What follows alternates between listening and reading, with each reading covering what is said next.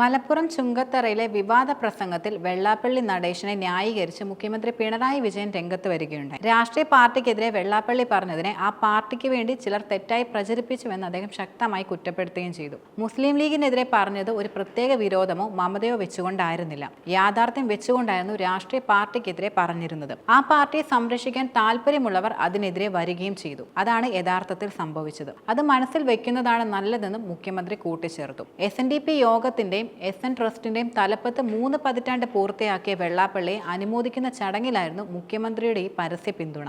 വെള്ളാപ്പള്ളിക്ക് കാര്യങ്ങൾ അവതരിപ്പിക്കാൻ നല്ല ശേഷിയാണുള്ളത്. മാത്രമല്ല സരസ്വതി വിലാസം അദ്ദേഹത്തിന്റെ നാക്കിനുണ്ട്. വെള്ളാപ്പള്ളി മതനിരാപേക്ഷത എന്നും ഉയർത്തിപ്പിടിക്കുന്നുമുണ്ട്. അടുത്ത കാലത്തായി ചില വിവാദങ്ങൾ ഉണ്ടായിരുന്നു. പക്ഷെ വെള്ളാപ്പള്ളിയെ അടുത്തറിയാവുന്നവർക്കറിയാം അദ്ദേഹം ഒരു മതത്തിനും എതിരല്ലെന്ന സത്യം. രാഷ്ട്രീയ പാർട്ടിക്കെതിരെയാണ് അദ്ദേഹം പറയുന്നത്. ആ പാർട്ടിക്ക് വേണ്ടി ചിലർ പ്രസംഗം തെറ്റായി പ്രചരിപ്പിച്ചുവെന്ന് മുഖ്യമന്ത്രി വിമർശിക്കുകയുണ്ടായി. അതിസാധാരണമായ കർമ്മശേഷിയും നേതൃത്വ പടവും കൊണ്ട് വെള്ളാപ്പള്ളി 2 ചരിത്ര നിയോഗങ്ങളുടെ നെറുകയിൽ എത്തി നിൽക്കുന്നുവെന്ന് മുഖ്യമന്ത്രി പിണറായി വിജയൻ പറഞ്ഞു. ആത്മാഭിമാനത്തോടെ തലയുയർത്തി പിടിച്ചു നിൽക്കാൻ SNDP യോഗം അംഗങ്ങൾക്ക് ആശയം ആവേശം നൽകി എന്നതാണ് വെള്ളാപ്പള്ളി നടേശൻ എന്ന നേതാവിനെ വ്യത്യസ്തനാക്കുന്നതെന്ന് മുഖ്യമന്ത്രി ചൂണ്ടിക്കാട്ടി. കഴിഞ്ഞ 3 പതിറ്റാണ്ടുകൾ കൊണ്ട് വെള്ളാപ്പള്ളി നടേശന് കീഴിൽ SNDP യോഗവും SN ട്രസ്റ്റും വലിയ രീതിയിൽ വളർന്നിരുന്നു. 2 സംഘടനകളുടെ നേതൃത്വം ഒരേ സമയം നിർവഹിച്ച് ഒന്നിനൊന്ന് മെച്ചപ്പെട്ട നിലയിൽ കാര്യങ്ങൾ നിർവഹിക്കാൻ അദ്ദേഹം തയ്യാറാവുകയും ചെയ്തു. കേരളത്തിന്റെ വളർച്ചയ്ക്ക് വലിയ സംഭാവന ചെയ്ത സംഘടന കൂടിയാണ് SNDP എന്നത്. അതിനെ 30 വർഷം നയിച്ചത് യഥാർത്ഥത്തിൽ അപൂർവതയാണ്. കുമാരനാശാന് പോലും കഴിയാത്ത കാര്യമാണ് വെള്ളാപ്പള്ളി നടേശന് കഴിഞ്ഞത്. കുമാരനാശാൻ പോലും 16 വർഷം മാത്രമായിരുന്നു ഈ സ്ഥാനത്തിരുന്നത്. വെള്ളാപ്പള്ളിക്ക് കീഴിൽ SNDP യോഗവും SN ട്രസ്റ്റും വളർന്നുവെന്നും അദ്ദേഹം ചൂണ്ടിക്കാട്ടി.